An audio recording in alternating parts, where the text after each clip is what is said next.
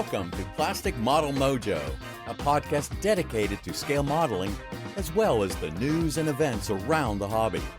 Let's join Mike and Kentucky Dave as they strive to be informative, entertaining, and help you keep your modeling mojo alive.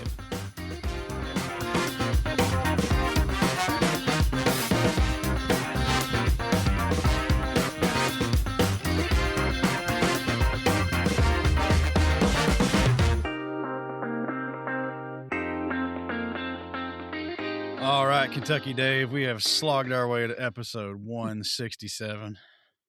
Yeah. Life continues to happen. It continues to happen. Go ahead. You finish your sentence. I'm sorry. No complaint. I mean, yes, life continues to happen, but neither one of us has any room to complain. Maybe not, but not here. Not here Right. at all. Folks, we're running out of month quickly here. And Yes. After we went to great lengths to get off the drop week of all the other podcasts, just to spread things out a bit, we have lifed our way right back to where we used to be. So given the fact that we don't take too many breaks, Dave, we tend to kind of scale back the production scope a little bit. So 167, folks, is Mojo Light. It's going to taste great and it's going to be less filling, but it's not going to be quite as long as the other episodes. Is Bob Bucher going to come in at some point? That'd be great, but that's going to be hard to do. I must be in the front row. And if you get that joke, folks, you're as old as I am. Well, Dave, what is up in your model sphere? Well, the hobby room revamp continues. I have a new light box set up.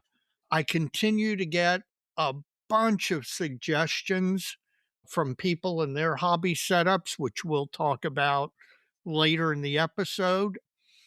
Unfortunately, I've had to put modeling a little bit on hold because in addition to all the model room stuff, I don't know if you know this, but the Nationals are coming up. That's what I heard. Yeah. And well, it turns out that I will have guests from Australia and Alabama.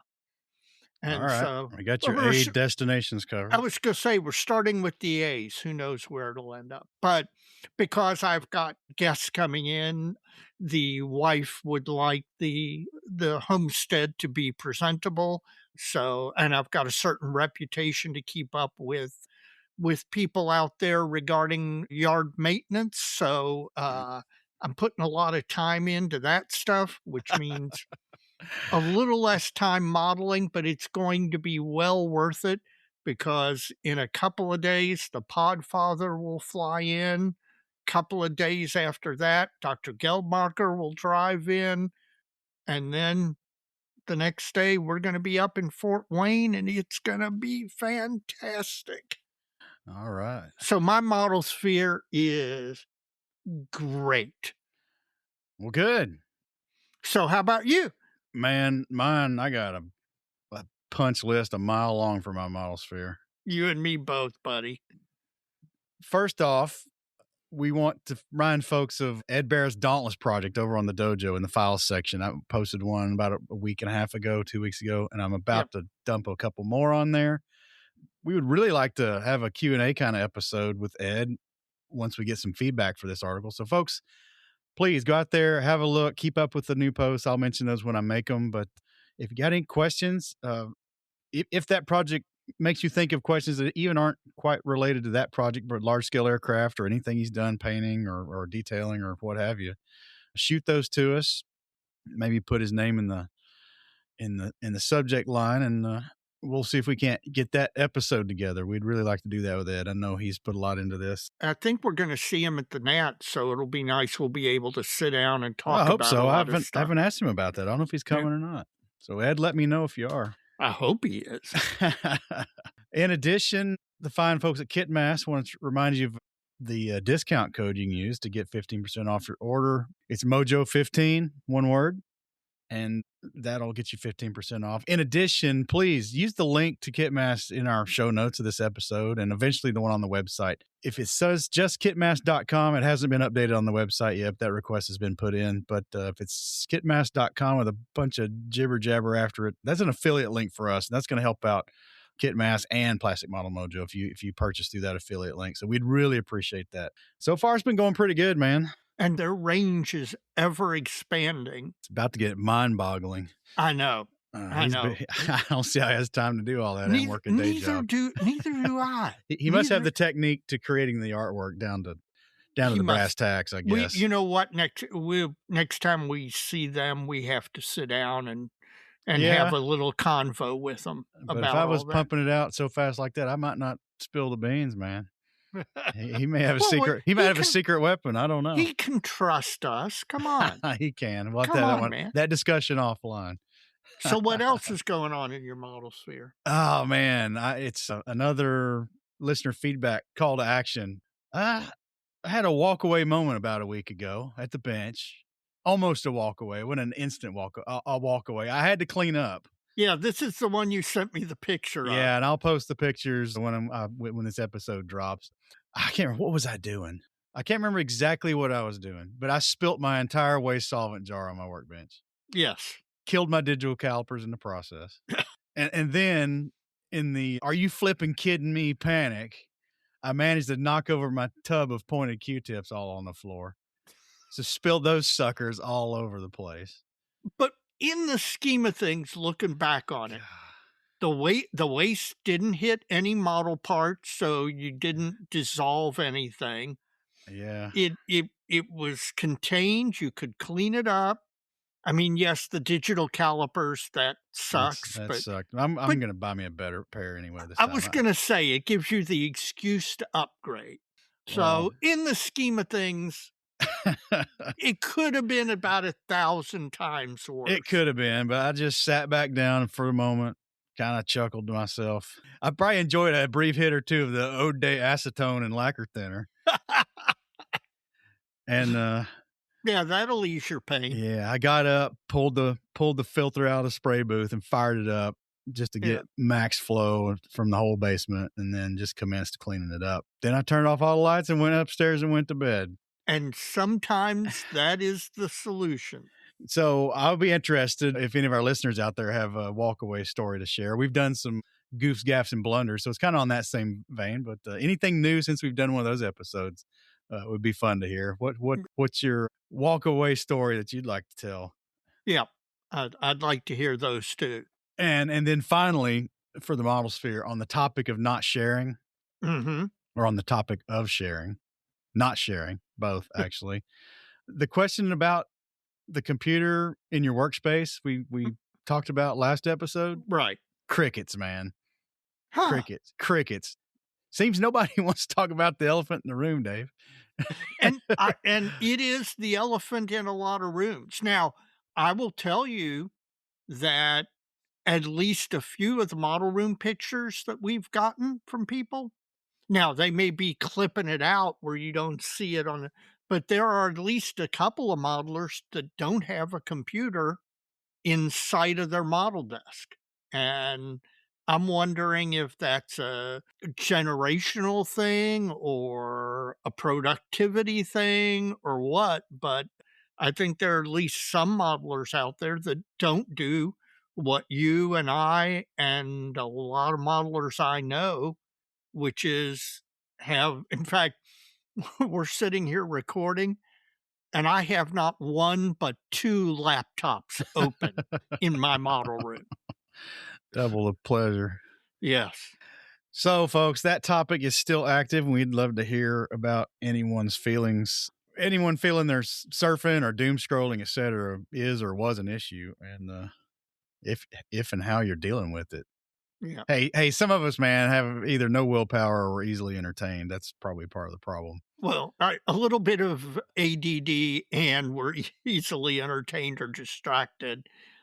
In fact, coming up, we won't talk about it now, but I've actually been thinking about something in regard to my computer and my hobby room. But you and I'll have to talk about that at Nats. Well, I modified my outline. It said screen time instead of surfing and doom scrolling before, and it just sounded like a pediatrician talking to a toddler mom.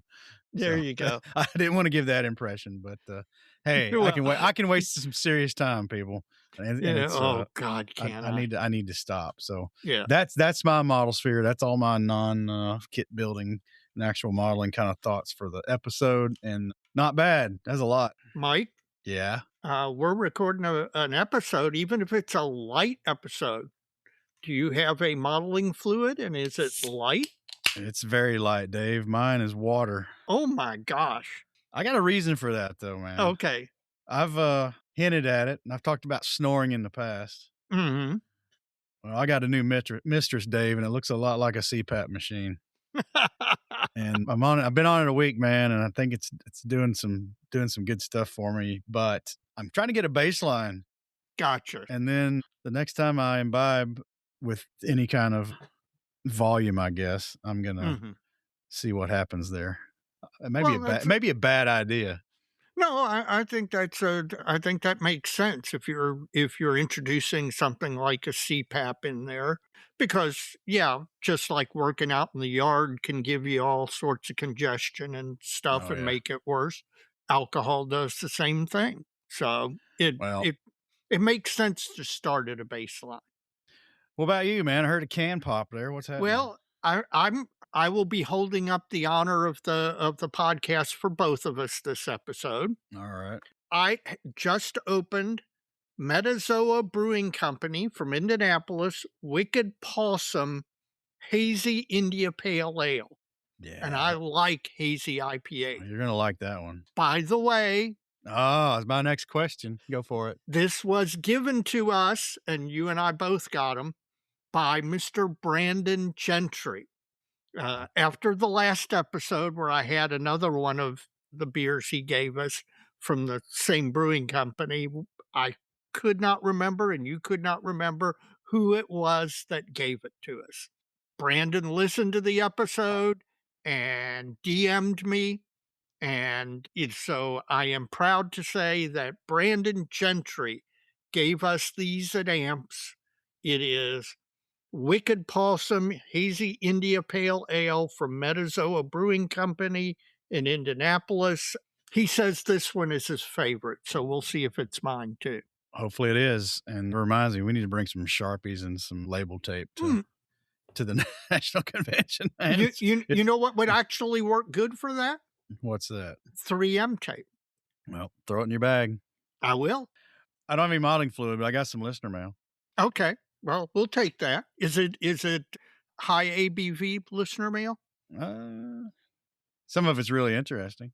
Good. That's good. Well, Paul Budzik has written in, and I probably should have answered him back directly, but I was saving it for the episode, and then we kind of went long on the episode. So now I kind of feel bad that I haven't talked to him about it yet. When Paul Budzik emails you really need to email him back. Well, when he sent this, it should have been, I won't say imminent, but we should have had it on the radar. It's kind of like Ed Barris' idea too. You know, Ed's wanted to do kind of a Q&A about his project.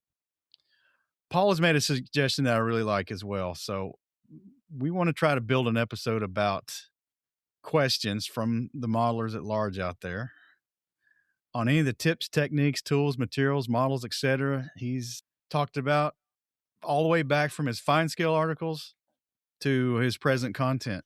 What a great idea. And I would really like to do that. So if folks are interested in that and want to send us those questions that they may have, we're gonna try to do that. And he says it's not meant to muscle his way into an appearance on the podcast.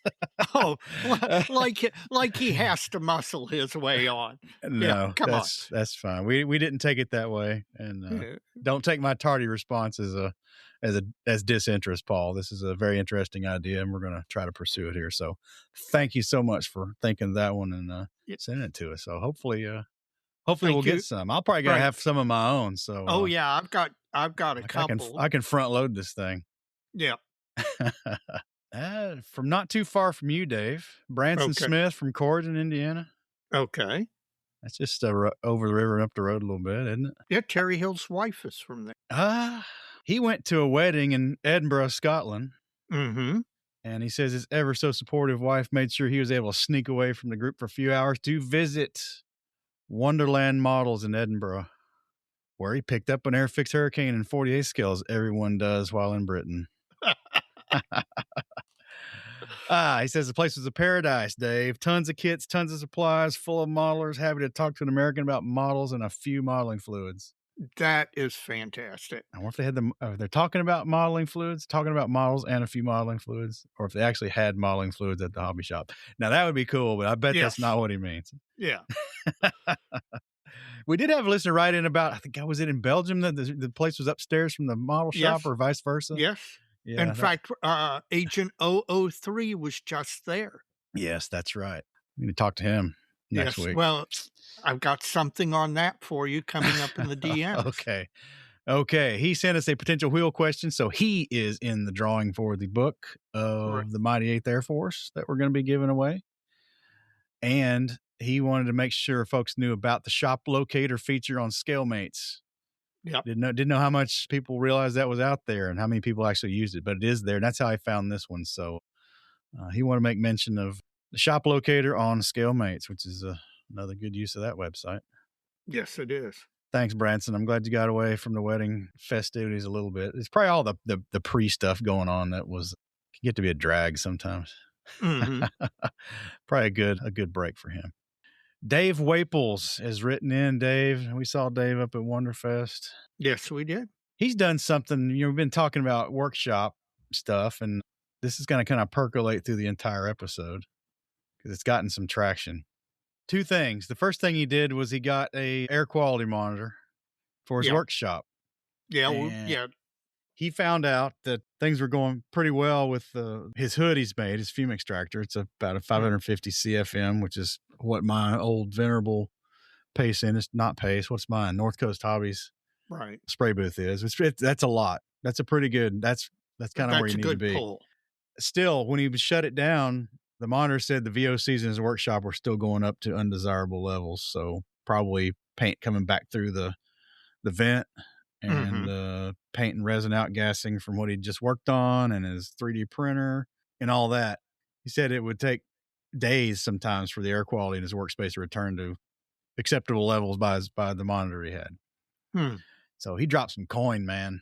He has bought an Air Pura, one word, C600 DXL. I wonder if it's slice and dice, Julianne's. I don't know, but $1,400. It's an expensive beast. It's an air purifier? It's designed for extracting VOCs air purifier, so it's not your Costco special.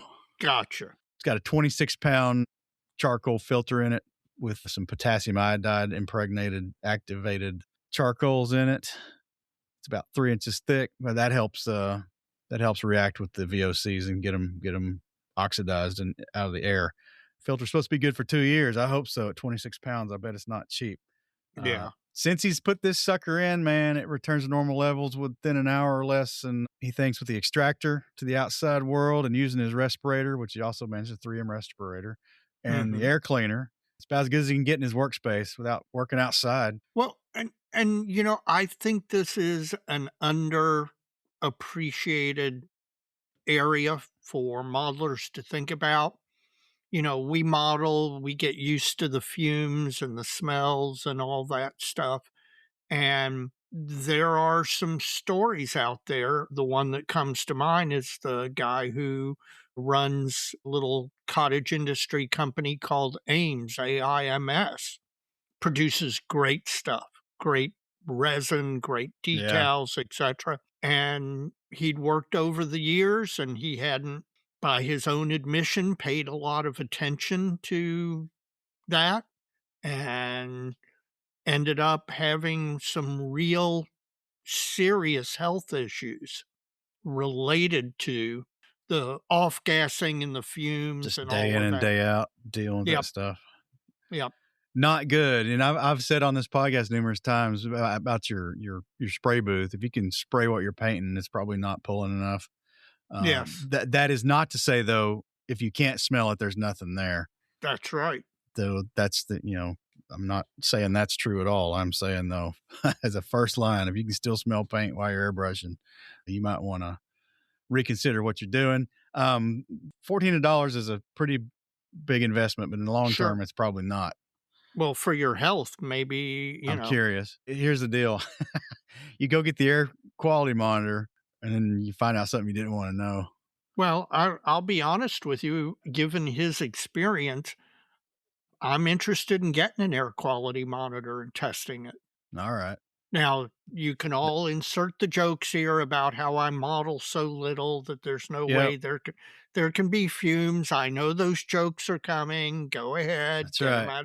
Get them out of your So system. there's But abundance of methane in your workshop, Dave. yeah, well, that's probably true too. But To- in any event, To lay off the that is, chalupas. we all joke around and all of that stuff, but we really should take our health more seriously. He says he's noticed his persistent cough has gone away, and his wife comments on how clean the air smells in the basement now. Cool. There you go. That is Well, fantastic. thanks for the info, Dave. And Yes. if you're at Nats, come by the table. Please do. I'd like to have a little conversation with you about that. Oh, who is next? Garvin Lee. Okay. And he is in the Toronto area, if I'm not mistaken. He's a friend of Harvey Lowe's. Okay. I think they're in the same club. Man, Harvey's been killing it lately. He has, and he's got the YouTube thing going now too. I know. Well, he wanted to get in on the drawing. That's the first thing he wanted to do. So he sent us some ideas. Well, good. Thank you. Some of them, one of them, I'm gonna bust out of the. Well, two of them. He asked if he said we might want. He's a new listener, brand new listener, hadn't cruised through the back catalog yet, and he was suggesting we might want to talk to Harvey. I said, well, we did. In fact, we had a really nice conversation about his Japan trip about a year ago. That really was. That is, I will tell you, that was. We have so many great conversations, and it's really hard to single them out. But that conversation with Harvey, it went places that I didn't expect it, and it was so wide ranging that I just really enjoyed that one. If you haven't listened to that episode, go back in the catalog and listen to it. So he's got three others here. We're gonna run a bank. The question that is, because I'm gonna put it out here for us to talk about a little bit, because it's probably not a long discussion. I guess in Asia, and he mentions Japan specifically, there's a lot of cross marketing between the hobby community and the Japan Special Defense Force, Army, Navy, and Air Forces to create modeling and toys that engage young people and help them think about the future serving their country. Yep. And he's wondering why U.S. model and toy makers haven't learned from this. And I have an answer. Okay. Maybe you'll have one too. Prior to mid to late 60s, this did exist in the United States. It did. The model making, quote unquote, war toy side of thing was in the scouting. Yep. It was on television, all the commercials, G.I. Joe. And then this thing happened, primarily called the Vietnam War. Yep. And with all that stuff on TV, those type of toys in the United States started getting discouraged and even, frowned upon by certain segments of society. Yep. That's just what happened. I'm not going to give an up or down on what I think about it, but that's the reality of the situation. It did happen. So G.I. Joe went from America's Fighting Man to the Adventure Team G.I. Joe. Right. And then not too long, that was kind of early 70s, that started happening. And then we had a cataclysmic shift in the whole toy industry with Star Wars and all the sci-fi marketing that followed with just about everything else going on. So that's kind of what happened to the toy industry. You saw a lot of the things in the model industry, a lot of the graphics on the box art started to get toned down. I know Yes. Airfix went through and edited out a lot of the more violent aspects of a lot of their box art in the late 60s and early 70s. In the 70s, the U.S., the Federal Trade Commission, briefly cracked down on model companies using illustrations on their box tops simply because they were worried about basically false advertising, showing things that weren't included in the kit as part of the artwork. And so for a not insignificant period of time, companies went to having to use photos of the actual constructed models for their box tops. That's true. And that really did take a lot away from kits, because how many times have you looked at a model box and been inspired to buy it because of the box art? And why is there nothing now? Well, in the United States, there's not really that many model kit makers anymore. Yeah. And then the toy industry in the United States it is largely an adult collector thing now. Yes. Believe it In or many not, in many respects. regards, there's not a lot of, what would you say, 7 to early teen kids Right. doing They're doing on toys anymore. computers. It's Right. all it's all grown men fighting over stuff at Target and Walmart when they stock the Mm. shelves. But That's what it is now. but our writer is absolutely correct. Now, I will argue there are many great things. Japanese society has perfected many great things. And one of the things that they are good about Except is, procreation. well, yeah, that's right.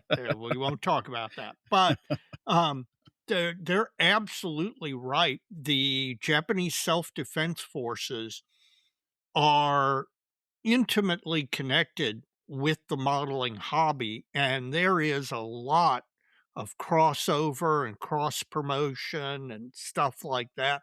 They really we could our armed forces could learn something from that in the marketing department. Well, maybe. I mean, we'd have to Well, have a model company to back them up, or they're selling Chinese model kits. that's true too. But also, I think the Japanese self-defense forces, because of a number of factors, mostly demographic, have to work harder to fill their recruiting as Yeah. opposed to the US with a relatively vital growth, demographic growth.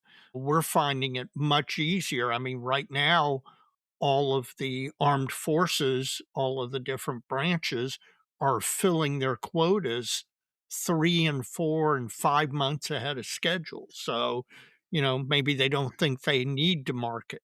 Well, Garvin, thanks for the questions. We're going to bank Thank a few you. of those and get back to them later because they're good ones. And I hope that shed a little light on that. If anybody else has got any information on that, I don't know what it might be, but I'd be interested in hearing it. Yeah, and Garvin, say hi to Harvey for us. Yes. Frank Blanton, Frank Tank, the model space discussion. He's Mhm. enjoyed this continued discussion on modeling space, workbench organization, workflow optimization. He's moving from Richmond, Dave. Oh, really? He's moving to a gated 55 and up retirement community in South Carolina low country. Oh, Man, there's some great modelers down there. we just got back from down there.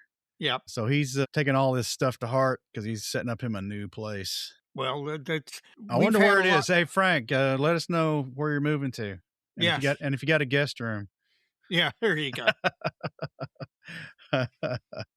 He thinks the most important thing to have is a desk or bench that fits within the room, meaning the piece should not be too large as to clutter up the room itself. I agree. A set of bookshelves would be nice, and his display cabinet. Getting those things in first and arranged is the largest factor for him. But he's watching all this other stuff for all the nitty gritty of getting the rest of his workplace set up. So, Frank, this episode's going to have a little bit of that. So, as long as folks keep bringing it up in the listener mail, we'll keep talking about it because Yes. I know you got yours under redesign, and I'm certainly thinking through mine. But until then, Keep the suggestions coming. that's right. And Frank, send us some pictures of your new model room once you get it all set up. And I'd be real curious where you are. You're probably not too far from Charleston, but be curious where down there you're moving, man. I'll really love it down there. Up next, Dave. William Barry Goss has sent us in. He's from the Orlando area. He's got a show he wants to promote, and we're going to do it right here. It's the Figure World Orlando Figure Show in conjunction with AMPS Florida Con Armor Show. So this is going to be cool. a figure, juried exhibition style thing. Mm-hmm. And then the AMPS guys are going to run their side of thing their way. And 2-day event, November 7th and 8th. And that's it, Dave, from the email side of things. I'm sure the DMs have been hopping. The DMs have been hopping. First and foremost, we have had, with the Nationals coming up, we have had tons of DMs of people, Are you going to be at the Nationals, or I'm coming to the Nationals, or stuff like that. Thank you, all of you who have reached out and told us you're going to be there, inquired if we're going to be there, if we're going to have a table. The answer is yes, we're going to be there. Yes, we have a table. We are over in the squadron models area. So our table is in the corral, as they call it. That's right. So come and look for us there, please. And thank you all for reaching out. It's going to be right across from the entrance you'll be facing it when you come into the squadron corral. It's going to be right past to their checkout stand. So yep, we'll be right there for everybody to see us, and encourage folks to come by and, of course, check out what Brandon's selling. It'll be a lot, but come by and see us too. He's got us some space back there where we can hang out with a few people and not be in his way, and really looking forward to it. Yes, he's been very kind to us. Thank you, Brandon. On the DM side, in addition to all those DMs about the upcoming nats, the Podfather is, as we are recording this, just starting his journey from Australia to Louisville. He will be arriving here Saturday evening, and looking forward to it. Once he gets here, I will post photos and try and keep people up to date, and can't wait to see him. We had a great time 2 years ago when he came in, and looking forward to it again this year. Special Agent 003 was not planning on attending the Nationals this year. Of course, broke from his Belgium trip. That's what I was going to say. You and I keep up on his travels, and Brandon manages to travel. Well, he was over in Belgium and the Low Countries and all, doing a World War I related trip. And so he wasn't planning on coming to the Nationals. I got a DM from him just a day or two ago, says, blank it, I'm coming. So he is coming. So he's looking forward to getting together with us and talking about World War I, because, a lot of people go to Europe and they do the World War II trips and tours and all, but he focused on First World War stuff, and he sent some great photos. And so I'm really looking forward to it. Next is a DM from, and I apologize, I butcher names, Sebastian Videk. And I hope that's right, Sebastian.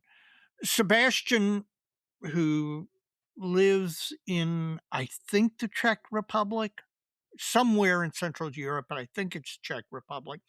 I had previously talked about Art Scale Kits, ASK, who made that beautiful 72nd scale Zero engine that I've been painting up. And gosh, they've got a lot of stuff I want. I already own a fair amount of their stuff, but I won't. They're releasing new stuff a lot. But I had said that they were from Ukraine. That's not true. They are from the Czech Republic. I think it's Czechia now. And I guess I had assumed they were from Ukraine because the place I got the ASK stuff from was in Ukraine. And so I guess I made the false assumption that they were located in Ukraine, but they're not. They are located in Czechia, or the Czech Republic. He also mentioned the Motion show. Yeah. And talked about, he had attended it the last time it was there. The one, I think, saying he was there at the same time Evan was, and talked about the number of models, and it's a Saturday Sunday show. And he says what he tends to do is he tends to do the vendors on Saturday, because if you try and do the model room on Saturday, it's so crowded that you're standing 3 people deep back from the model table. So he says what he did at least last time was he did the vendors on Saturday and then reserved Sunday to do the model room viewing. And he says that, yes, we certainly need to attend, and he has extended a hearty invitation for us to come over And he said he'd be happy to show us around the show and the town. All right. We're getting some invites. We're going to put our money I where know. our mouth is, man. Yes, we are. It's the second one this month. It is. The next DM we got, and this is one you and I had a lot of conversation about. A listener from Finland. And again, I apologize if I butcher the name. Ville Jurvanen, I think. Ville Jurvanen. Ville, please, if I got close, let me know. And, I talk about sometimes how, during the day I'll get a DM from a modeler and how it brightens up the day. And a lot of those DMs are just simple, hey, trying this modeling fluid. Hey, this is what I'm working on. Just short conversations. Well, Ville, in response to the conversation about organizing and doing up your model room, he engaged in a really in-depth back and forth. We conversed for quite a while with numerous back and forth DMs about setting up a model room. And he had what I've got to say is a really good philosophy. I'm going to kind of summarize it here because it was a very, very long. Well, it's topic 3 in the special segment, so don't go too far. You don't want to. Okay. He thought not about, here's this way of storing things, or this is where you put, this is, a really good storage solution. His was a little more high level, talking about almost a philosophy of how your model room should be laid out. So since we're going to talk about it later, I'll just leave people with that. But it was a really great conversation, and we'll get into it later, about a philosophy of what your model room should look like. Next, Daryl Miller also reached out in regard to the hobby room organization issue. And he sent pictures of his room, very organized. And what he utilized, and I utilized some of these myself, are those Rubbermaid multi-drawer, clear drawer. They're like 3-drawer or 5-drawer organizers. And, you can either sit them on a desk or that, or in his case, he had them mounted to a wall, which I think really is a good solution. And he had a really nice setup, and frankly, it's given me some inspiration for some stuff I'm considering. So I really appreciate that, and I'll post those pictures on the dojo too. I'll try and get a little better. I have all these conversations, and they're great between the two people. And sometimes I'll say, "Would you please post this on the dojo?" And the person I'm talking to will. But sometimes I just forget, and I want to get more people to see these things. Next is our friend John Fluck. John sent us in a guest suggestion that I think I've already passed on to you, but if not, I will. And thank you, John. We need those suggestions, and we'll put John in on the book drawing as well for giving us a possible guest. Finally, the voice of Bob. The voice of Bob reached out, and he pointed out something that I'm sure you don't know, and I didn't know until he pointed it out. But apparently, if you count all our shorts and our show specials and our regular episodes all together, we've released more episodes than any other podcast, including OTB. And believe me, the Podfather's going to hear about that when he gets up here. I don't count it. Buzzsprout does. Yeah, I don't either, but it was a fun thing for him to notice, and it will be a great thing for me to give Goldfinch some heck about. All right. Well, can't wait to hear that. Was that it? You said it's the That last one, man. You Yep, sure? That was a that lot. You could lose one or two. yeah, I don't know. Hey, I might. there were probably a couple of more I could have put in that I didn't. So, yeah. Okay. All right. Well, we got to keep them all relevant. Yep. Well, folks, we appreciate it. Again, if you want to email the show, you can do so by sending us an email to plasticmodelmojo@gmail.com, or you can send us a direct message via the Facebook Messenger system or the feedback web link in the show notes of each and every episode or on the website at plasticmodelmojo.com. Keep them coming, folks, and go back and listen to that intro part again and see if we can't get a little verbiage on this computer topic. That's one I'm really curious. I know I'm not the only one, but maybe Yep. I'm the only one with no willpower. That could be true. That No, could be true. I don't think so, because I know I have that problem. And if you and I both do, there got to be other modelers that have it.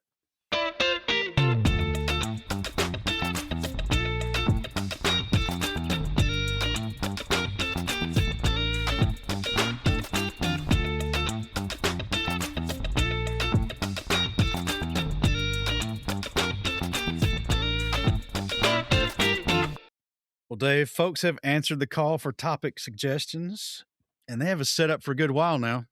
Yep, that's good. We've been debating on when we might actually drop this episode. If we drop it the soonest I can get it out, you're going to have 1 day left to get these suggestions in and still get in on the Mighty Eighth Air Force book giveaway.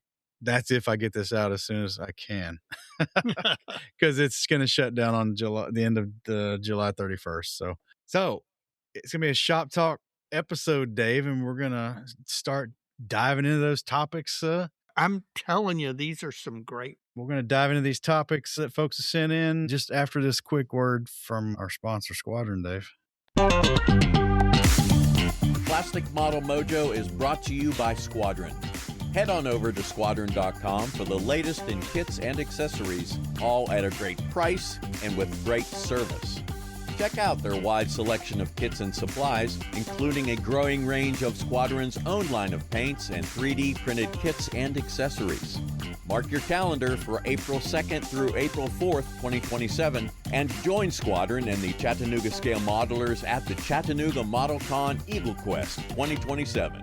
Squadron, adding to the stash since 1968.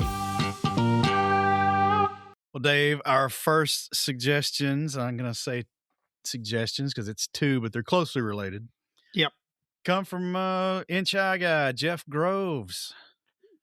Jeff always manages to come up with great questions. He sent us like a whole page of them, man. I know. And as soon as I looked at these, I'm like, God, that's a great question. Man, these retired guys just make me sick, man.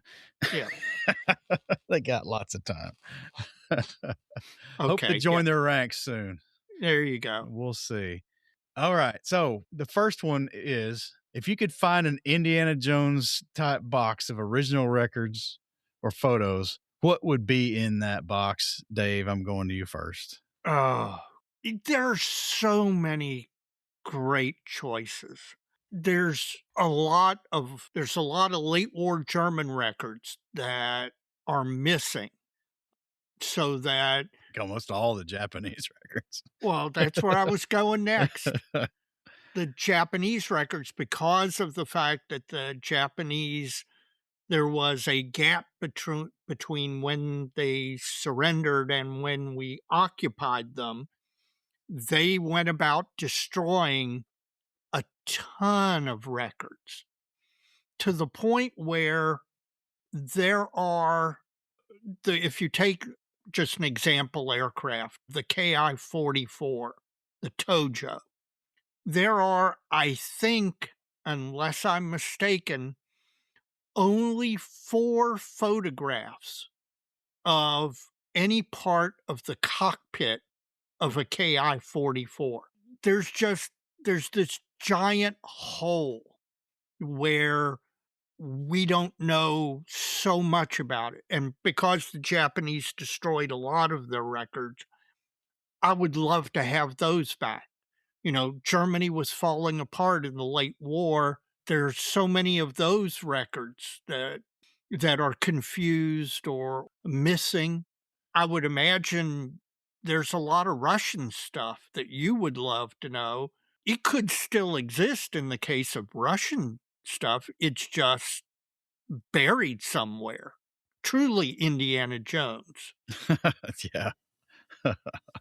So what's your thought? Well, you hit the nail on the head there. I would love to find the captured equipment evaluation reports from the Kummersdorf Proving Grounds in Germany from the war. Mhm. This all stems from my KV-85 project. Well, and I talked about there are only 4 photos of a Tojo interior. You're working on this KV-85, and I think you and I have talked previously. There's only, what, 12 or 13 photographs of these things? Yeah, it's in that. Yeah, certainly less than 20. And then of those, only some of them are of any value. Right. So But I mean, they made 300 of these things. I keep watching German eBay. There was one that came across German eBay of the vehicle that ended up at Kummersdorf, call it White 31. Mhm. That's 31 or 32. I can't remember. But anyway, it was very valuable because it confirmed which production series that KV-85 came from, the first or the second, and then where the second turret number was actually located on the turret. So it was a very valuable snapshot, Mhm. but there's still so much unknown. Well, and if I pull back from Inch's question to a larger hope, and I've talked about this before, my if I could do one thing, it would be that all of these photographs taken by all of the World War II soldiers from all of the combatants would all get preserved, centralized, digitized, and made available, rather than what I know happens every single day in this country, and I'm sure in other countries too, where a veteran dies or the veteran's wife dies, where the veteran died already, and the family comes in, goes through everything. There may be photographs from the time the veteran participated in the war. They might save one or two where the veteran's in the photograph, but I know there are tons of photographs out there that would answer questions that we in the modeling community have that just get thrown in the trash. And once it happens, we'll never know. So if I could be super Indiana Jones, I would have the ability to gather and preserve and digitize and make available all of those photos. And Hmm. that's going to happen. It's starting to happen Korean War too. And Yeah. you would think, well, we know everything about the Korean War. No, we don't. There's a whole now, it's obviously was much better photographed and filmed than World War II or even more so World War One, but there's still stuff that was known at one time and now isn't known, and we're gonna be losing that stuff too eventually. Man, we live streaming. I just got 3 emails from folks getting in on the drawing. Great. So listener mail's already stacked for next episode. That's great. That's good news. uh, we can move on to part B, the second one Yeah. from Jeff. On the same vein, if you could go back and save one example of an extinct military subject for a museum, what would it be? What do you got, Dave? Oh god, there's so many answers here. You have to choose because again, there are so many things that we do not have an example of. So I'm just going to pick the one that I think to me is the single biggest hole in in what we don't have that I would like to have, and that's a VAL, a D3A. Hmm. Believe it or not, with all of those that were produced, all we have is, and I think it's at the Pearl Harbor Museum in Hawaii, is kind of a partially skeletonized wreck of about, a third of the aircraft. But given how many of those things existed and how many actually survived World War II, there's not an example of one anywhere in the world. And that to me is a big hole. But I could just as easily pick a half dozen other aircraft, a BV-138, a DO-17. Usually they're Axis aircraft, just simply because the Allies, having won the war, had a whole bunch of surplus, and while many things were destroyed, they did tend to preserve their own stuff a little better. But man, wouldn't you love? Is there an example of a KV-85 anywhere? Not a production vehicle. There's Okay, a monument tank near St. Petersburg. which is a prototype. It's a prototype. It's a converted KV-1S hull. Gotcha. And it's all, a lot of the details are just different, and it doesn't answer some of the fundamental questions about where the engine deck firewall actually was and what the shape of the fighting compartment roof armor looked like. So let me ask you the same question. What one item would you like to see preserved that doesn't currently exist? That would be it, probably. I mean, there's not one. Is that a bias just because you happen to be working on Currently, it at the I'm moment? I'm sure I've got some sample bias going on there because it's the one I'm currently working on. What else? I don't know. It's a good question, but there's probably some aircraft too. I just can't name them. There's probably some German night fighters that don't exist. And what's sad, some of this stuff did exist, and we wrecked it or blew it up or trying to fly it. Or at the end of World War II, when we came in and occupied Japan, there were examples of almost every Japanese aircraft.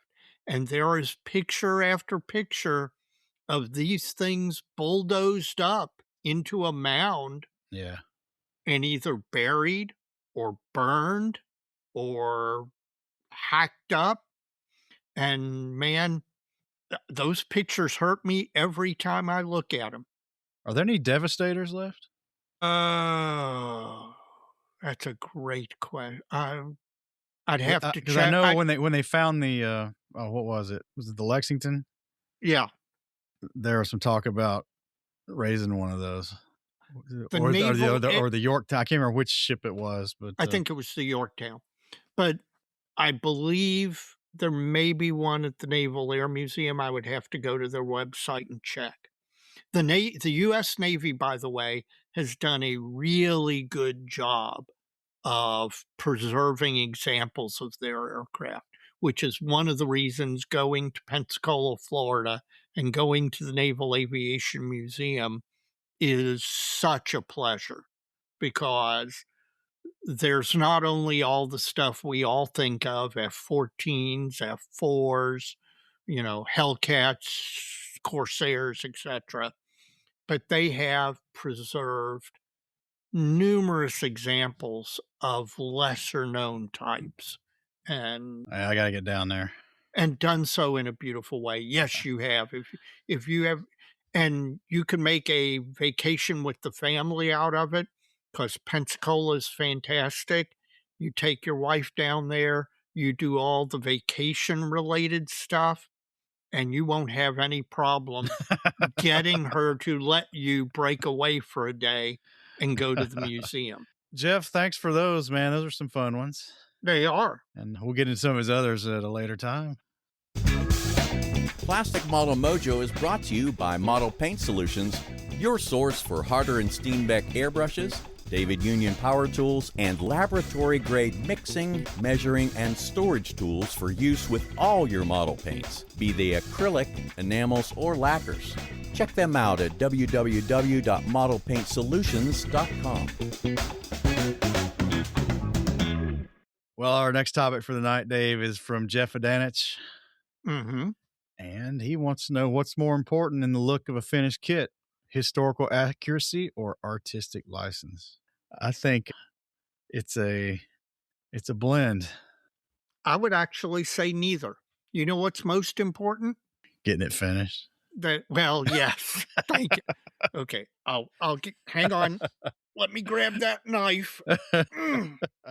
I've got it here for you when you come by. Yeah, you can put it back in my back. Yeah, there you go. But I'd actually say neither, and and that's kind of a tongue-in-cheek answer because I think this is a great question, and both of those things you can talk about and make a case for both of those things. I would say the most important is the modeler enjoyed the process. Well, he's specifically saying the look of a finished kit. Right. I would argue that now I do think finishing a kit is great and all of that. But I think if the modeler enjoyed the process, got joy out of it, and finished the model, and they are happy with the result, whether they went for historical accuracy or whether they went for artistic presentation and didn't concentrate quite as much on historical accuracy, as long as they're happy with the result that they got for what they were trying to accomplish, I'd say that's the most important thing. How about you? I think it's a balance. I think what you said is important. We've talked about enjoyment a lot on this podcast. Yes. But back to the specificity of his question, the look of a finished kit. I think it's a you get a balance of historical accuracy, which maybe I'm going to think this is, I don't know. I'll save that for a second. Historical accuracy, scale fidelity, and artistic license. And I think the secret sauce is getting those all balanced. The historical accuracy one is interesting. I'm not sure what Jeff is thinking specifically with historical accuracy, but for the longest time, you saw it in aircraft modeling, but in armor modeling, for the longest time, it seemed like nobody was building a specific vehicle, like from a photograph. Right. They were building and marking vehicles rather generically, but they may have had high fidelity of scale as far as the detailing is concerned. Mm-hmm. And they put us just a banger of a paint job on it using some artistic license there. Because have you ever seen a real tank in some of these photographs from like Tank Fest or the events wherever, some more Bovington? Now, those are not combat vehicles. They've been restored pretty tight and paint's pretty fresh, but there's certainly no color modulation in the paint scheme. Right. And there probably wasn't any on a vehicle that was 7 months old in the theater either. Right. So a modeler can take all these things and just end up with a really convincing and visually appealing thing. And I think it's all these things. And go ahead.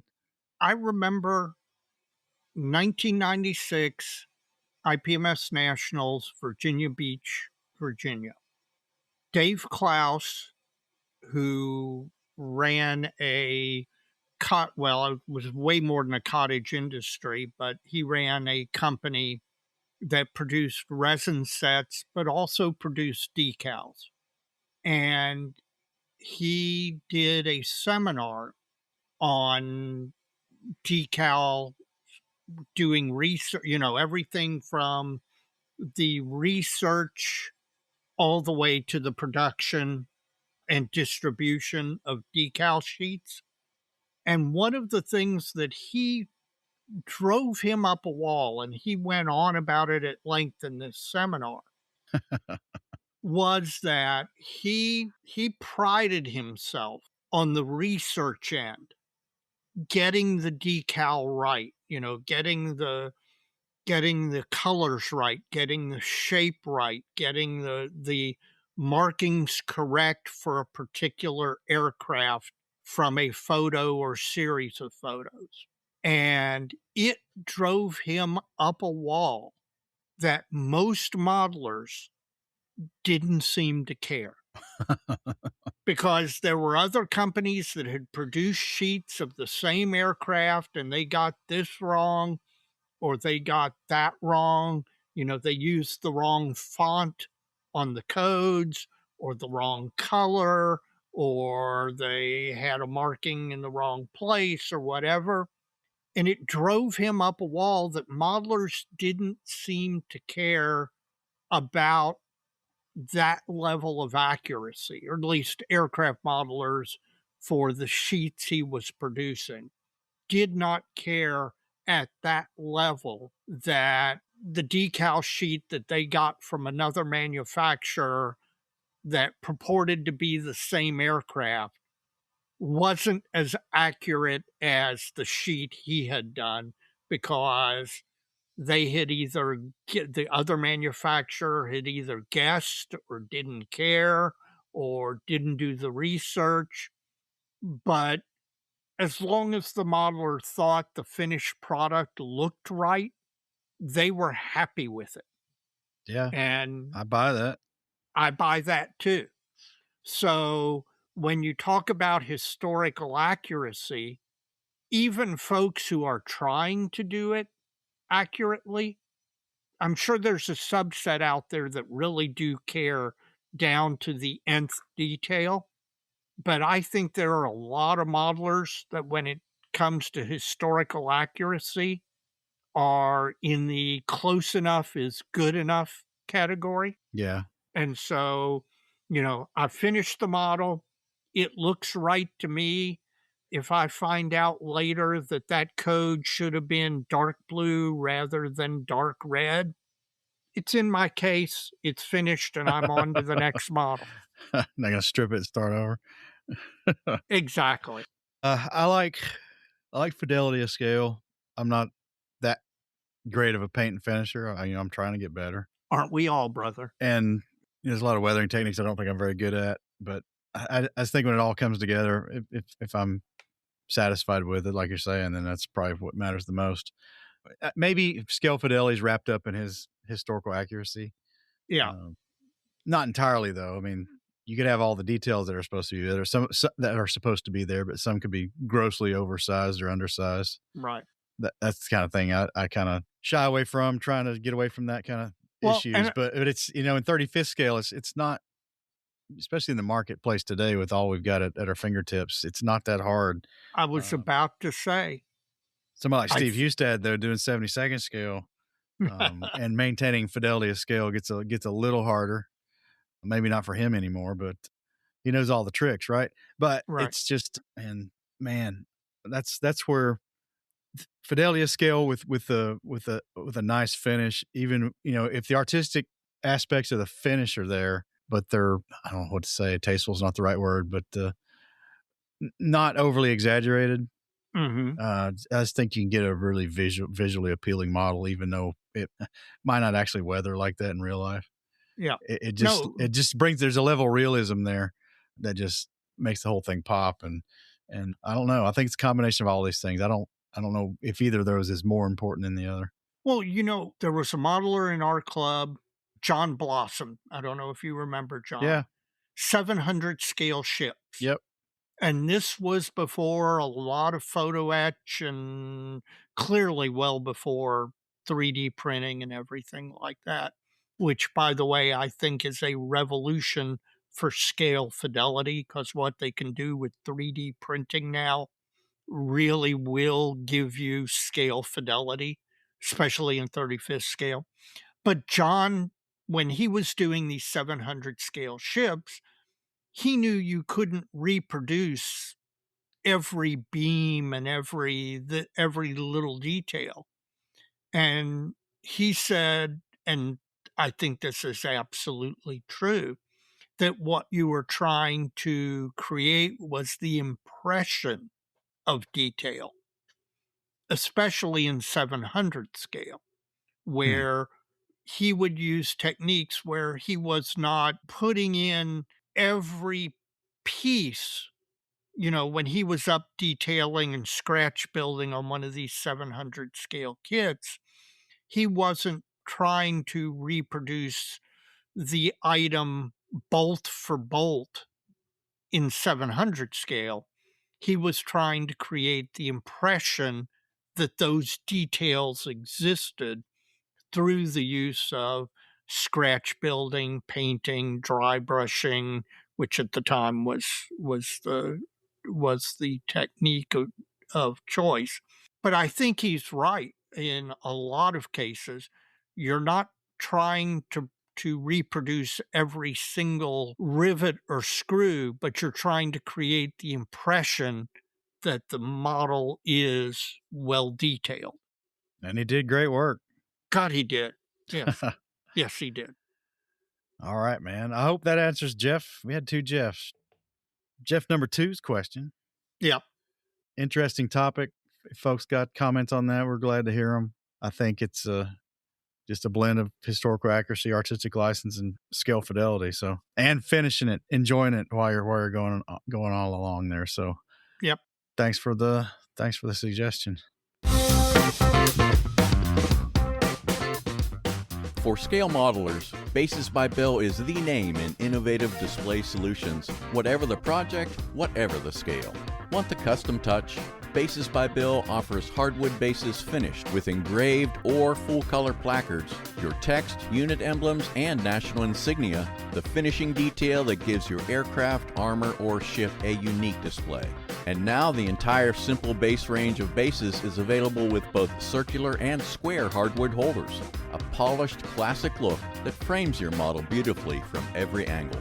Base styles include World War II American and Japanese wooden carrier decks, American CVN decks, concrete airfields, and Soviet-era Hex and PAG-14 tarmacs.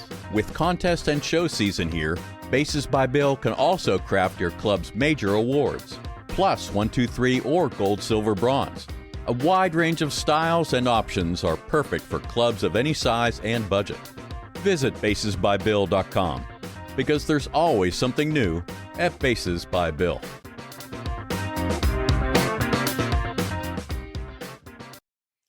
Well, Dave, we're going to get back to your email, your direct message from File Yervanen. Yes. You think it's Vile? You think I did it? I got close? He'll have to tell us, but I think the V is probably an F sound, if I had to guess.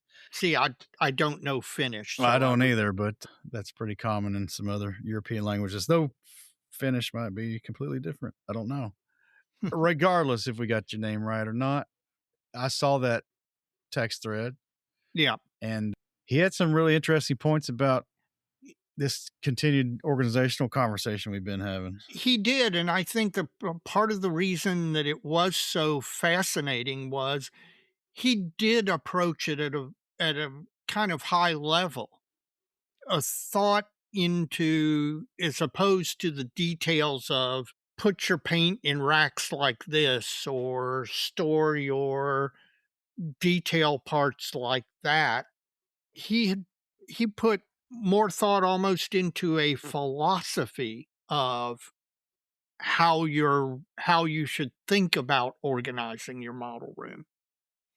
One of the things that he talked about, and it's common sense, but it's probably something that you don't think about, is that the way you store your tools affects how cluttered your workbench is. And that if you store your tools in a manner in which it's easier to get them, to use them, and it's natural to put them away, that the storage is accessible and close, and the tools that you use more often are closer, and the tools you use less often may be a little further away, that you're more likely to put the tool away.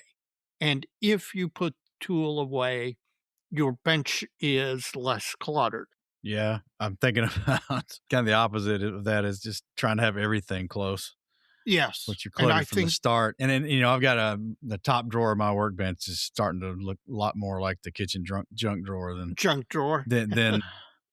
my workshop drawer like it used to. So it's high on the list to get pulled out and trashed and rearranged. Yep. And I think that is part of what he was talking about is if you store all your tools, all trying to keep them all close, rather than putting some thought into them as to what tool that you use every time you sit down at the bench and what tool you use once a year for that specialized thing that needs to be done that you may do once a kit or once a year Yeah. and not keeping them all in the same place. I think that makes a lot of sense. Well, I do too, and it gets into everything else too. It makes me miss my old shop at the old house because my workbench was better than it is now, but it wasn't that much different really. But that also allowed me to get a lot of stuff that I don't use that often in a different place. And I would just go retrieve it when I needed it. And like he's saying, you're more likely to put it back, especially your frequent use tools. If they're right there next to you, you're gonna just get in the habit of putting those back if it's a frequent situation. I guess is what I'm Yeah. trying to say. The next point that Philae made that really got me thinking was talking about wall space and utilizing wall space for storage of less commonly accessed items. In fact, this kind of tied in with what listener Daryl Miller was communicating in his DM about using those Rubbermaid style clear drawer sets attached to walls to utilize as storage items. But Vila was basically mentioning thinking about utilizing your walls as storage space for less frequently used items. And I think that really makes sense. And frankly, ever since he and I had that interaction, I've been looking at the walls in my model room and realizing how much space and how I could utilize that to clear up a lot of stuff that right now is cluttered around my hobby room. And frankly, I've been thinking a lot about that. That's frankly from our conversation, probably one of the things that he said that got me thinking the most. So I know your model room, you were thinking about redoing your walls. Oh, I am. I've about third of the way done. I've got a bunch of commercial slat wall like you'd see in a retail store Yeah, that I'm furring out the walls and hanging these panels up, and I'll have like one entire long wall in my basement's floor to ceiling, edge to edge is going to be covered in this stuff. Now, some of my military collections on some of it, right. which is on what I've got up now, but the rest of it, what I did is there was a bicycle shop that was going out of business here in town, and it had been all slat walled. And this guy had just boxes and boxes of all the different pegs and hooks and stuff.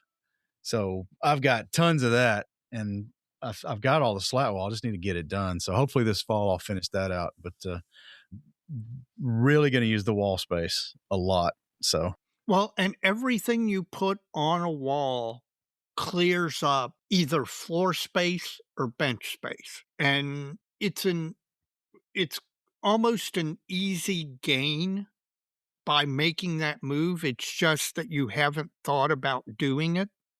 yeah, And so I like I said, this is the part of the conversation that I probably have thought about most since we had it. you have anything else to say?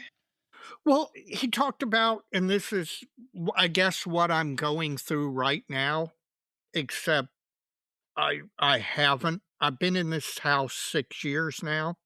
And once I initially built out the model room, it became pretty static for a long time. And his comment was your hobby room should be continuously refined workspace. In other words, there's always room for improvement. And when you're working on a model in your model room, even when everything seems to be just perfect where it should, constantly think about your process. And if you find yourself, and you always will find yourself doing something in a way that could be improved by changing either where a tool is stored or moving a set of storage or reorganizing what tools are where, that you should constantly be refining your workspace. And I really think that's true. And I don't think enough people think about that. I think that you get comfortable with a model space as it is, and you end up working around the problems rather than saying, hey, this is a problem, I need to fix it. Which gets perpetually worse because usually it's a one-way door of bringing stuff in. Yeah. Exactly. I might use that someday. It's like all the scrap lumber in your garage, right? Oh, God. In fact, I'm walking past a whole bunch of scrap lumber that's leaned up against a wall in my garage right now for that very reason. Yeah. Busted up into kindling, man. Yep. Some other joker living in your cul-de-sac's got the same thing. You just go get 6 inches of 2x4 from him sometime. Yep. Well, as a matter of fact, I have a skilled carpenter and woodworker 3 doors down in my cul-de-sac. So yeah, I could walk over there and get any piece of wood I need. But for the workshop, obsolete crap, products you never use, I actually, I've got a purge coming, man. You and me both. Well, you and I've talked about this. I'm purging all my old Vallejo and other paint sets that I don't use. I am purging those, and you're going to end up with some of them, or at least you're going to get dibs on it. Yeah. with the opportunity to go through it first. Okay. But yes, purging through that stuff and winnowing down to what I use regularly so that I don't have 20 different paint sets. We've covered a lot about workshops today. Yep. Yes. And guys, keep this stuff coming. This has been really great. It's been really helpful for me. And I'm hoping, especially as version 2.0 of the website comes out and we have the ability to post some more long form stuff and things like that we're working on, that we'll be able to share more of this. And I'm really appreciating everything that everybody's contributing. Please keep it coming. Well, all right, folks.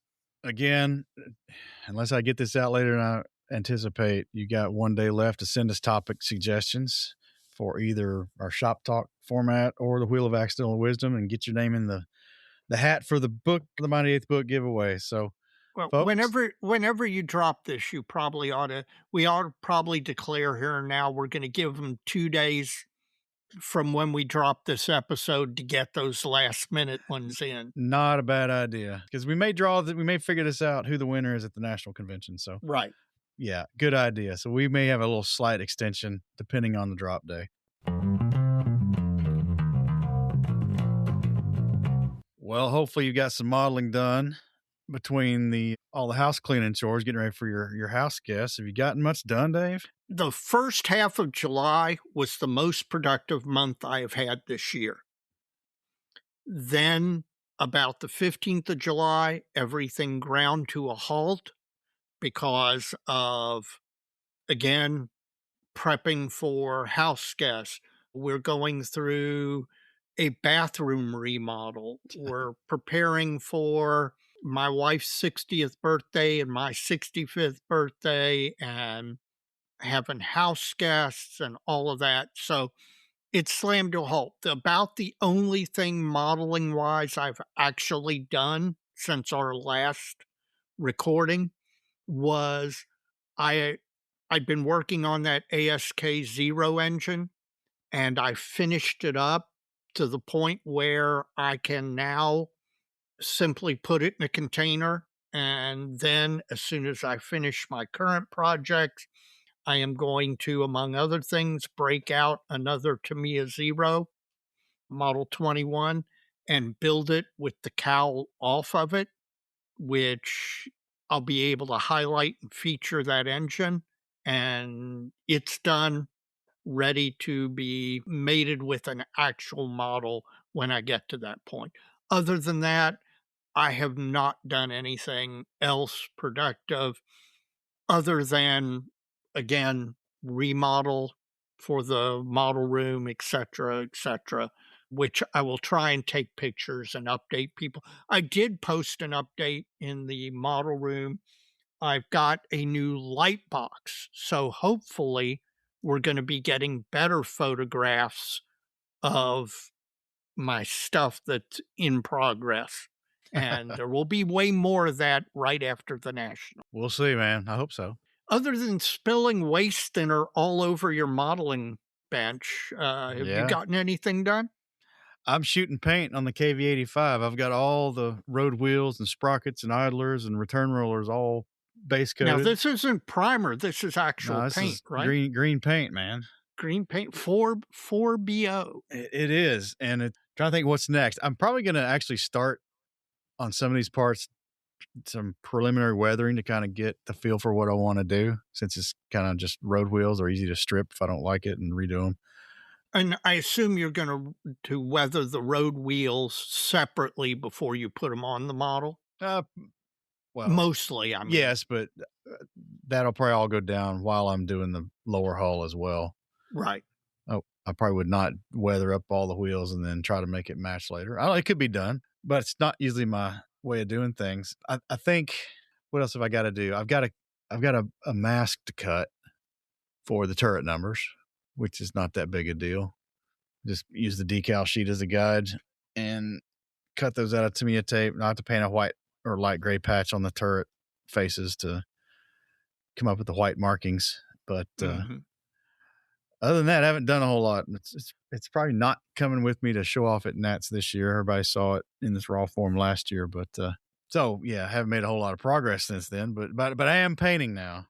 Are you liking that 4BO mix? I like the color. It's light, but it matches the real paint I have on several things here in my collection. I think when it weathers, it's going to subdue it a little bit, darken it a little bit, and that's kind of direction probably needs to go for the finished product. So I don't know. I would like to get the turret mask cut here, and maybe that's part painted before we head to Fort Wayne. Other than that, not much.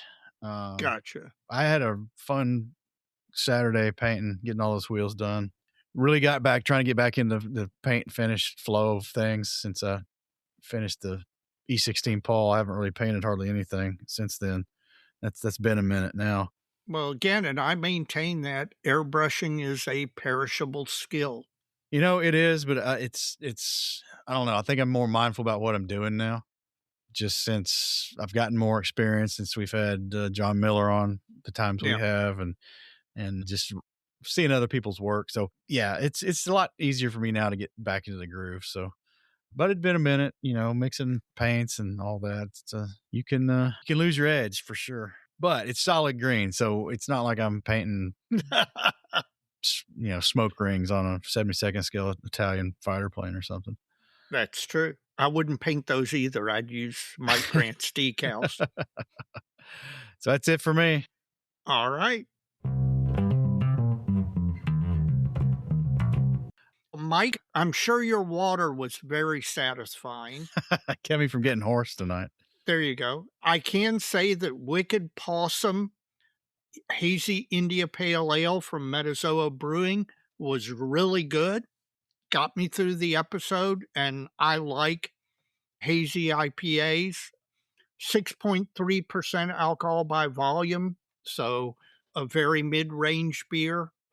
Very good. I can highly recommend it, and I want to thank Mr. Gentry again for supplying it for tonight's show. Exactly. We're sorry we gaffed remembering who gave it to us. Yes, and thank you for listening to the episode and reaching out and letting us know.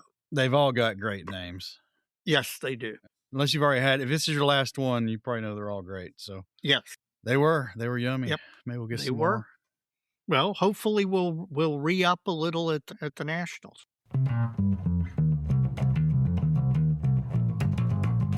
We are now at the end of the episode, and it's shout-out time. You got a shout-out? My customary shout out to all the folks who've chosen to support Plastic Model Mojo through their generosity. We appreciate it very much. Keeps this boat chugging down the river. And if you'd like to do that, there's several avenues to which you can contribute to the show, and those can all be found in the show notes of each and every episode or under the Support the Show tab on the website at www.plasticmodelmojo.com. Other than that, I just want to shout out to all our travelers and wish them all safe journeys to Fort Wayne, because they're coming from about a bazillion different places. Yep. And look forward to seeing everybody. Me too. My shout out is a point of personal privilege on this one.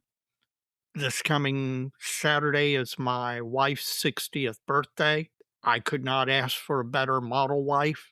She indulges me greatly, including allowing me to go to the Nationals every year right around the same time as her birthday occurs.